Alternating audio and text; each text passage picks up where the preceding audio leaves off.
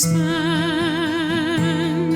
and leisure time to sit a while.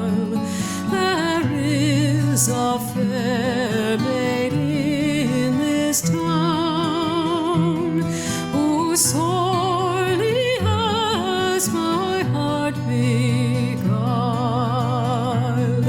Her rosy cheeks and ruby lips alone she holds my heart enthralled.